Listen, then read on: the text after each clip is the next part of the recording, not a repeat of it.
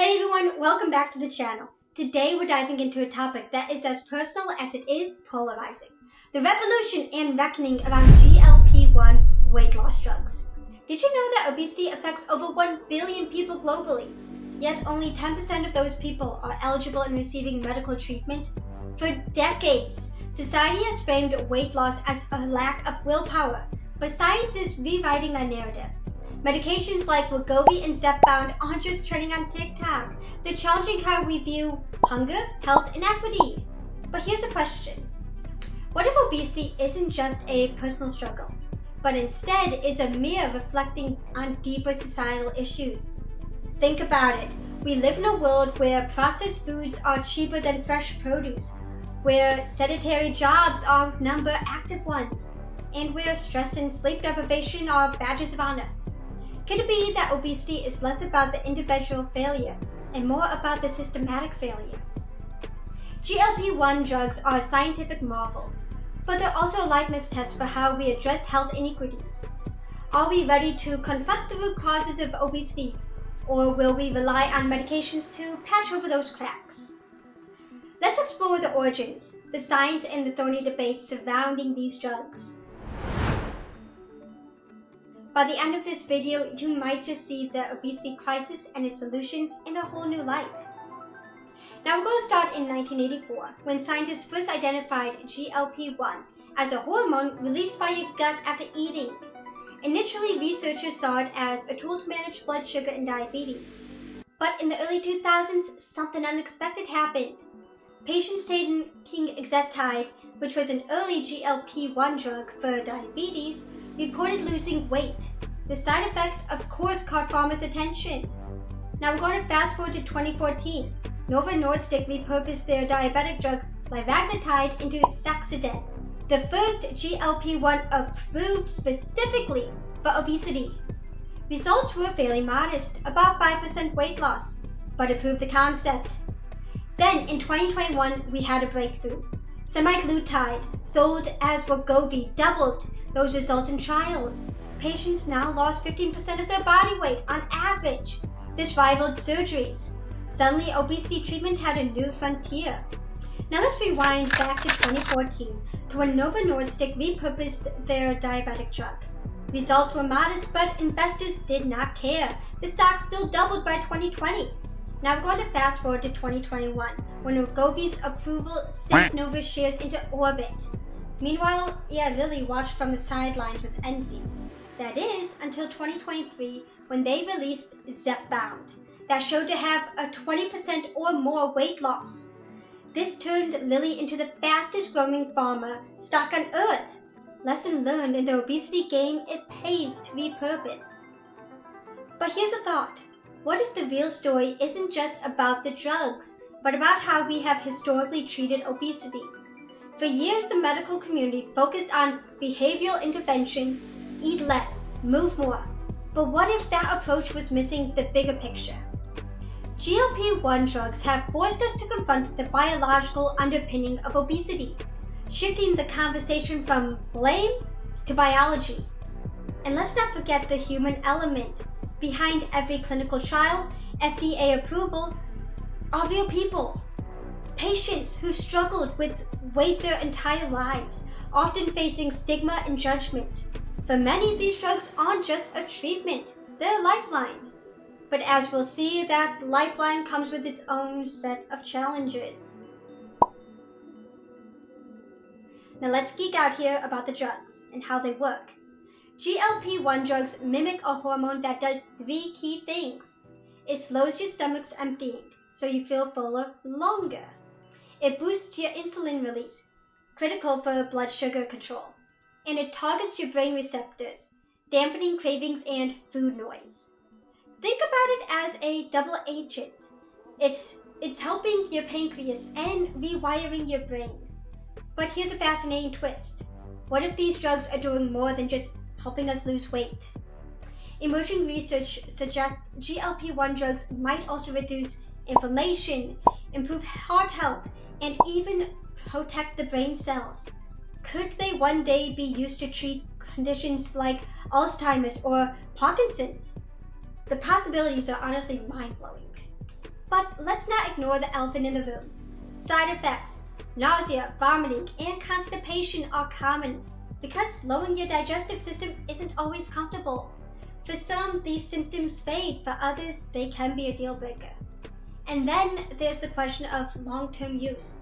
If these drugs are meant to treat a chronic condition, what happens when someone stops taking them? The weight often returns, raising ethical questions about dependency and access. Here's a provocative thought. What if GLP-1 drugs aren't just the beginning? What if the future of obesity treatment involves personalized medicine tailored based on your genetics, gut microbiome, and lifestyle? The science is advancing faster than we can ever imagine, but it's up to us as a community to make sure these breakthroughs benefit everyone and not just the privileged few. The weight loss gold rush is here. Novo Nordisk and Eli Lilly dominate the $100 billion obesity market. Yes, you heard that correct. But competition is heating up. Let me break it down for you. Novo's Wegovy brought in $6 billion in 2023, but supplies had shortages, leaving patients scrambling. Then you have Eli Lilly's Zepbound, which was approved late 2023. It's already outselling Wegovy in the US. Then we have Amgen and Pfizer. They're the smaller biotechs racing for the oral pill to replace those need for injections. But here's the kicker. The market isn't just driven by science, it's driven by demand also. Social media has turned these drugs into cultural phenomenons with hashtags like #Zepbound or #Wegovy trending on TikTok. Celebrities and influencers are sharing their weight loss journeys, sparking both hope and, of course, controversy. Let's pause here and ask, what does it mean when a life-saving medication becomes a status symbol? For some, these drugs are a medical necessity, while for others, it's a luxury. This duality has raised some tough questions about equity and, of course, access.